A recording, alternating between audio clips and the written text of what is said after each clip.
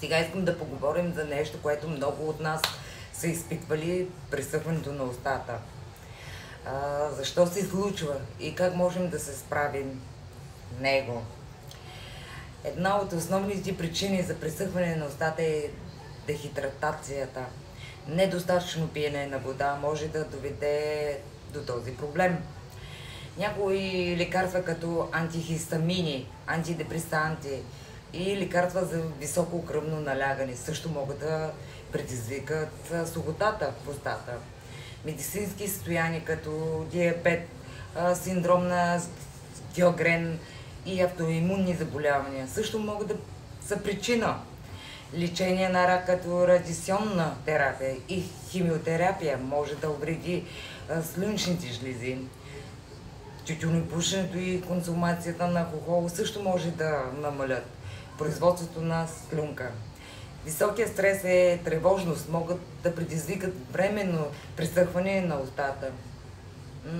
Дишането през устата е особено време на сън също може да доведе до този проблем. Как да се справим с сухотата? Пийте повече вода през деня, за да останете хидратирани. Избягайте кофеина и алкохола, тъй като те могат да влошат сухотата. Използвайте увлажнители за въздух, за да поддържате въздуха в дома ви влажен. Дъвчете беззахарна дъвка или смочете беззахарни бомбони, за да стимулирате и производството на слюнката.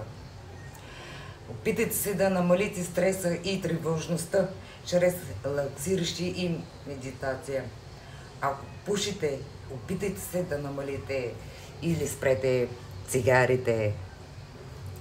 Ако сухотата по устата продължава, най-добре е да се консултирате с лекар или стоматолог.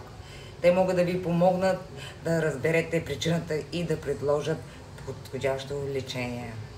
Благодаря ви, че гледахте.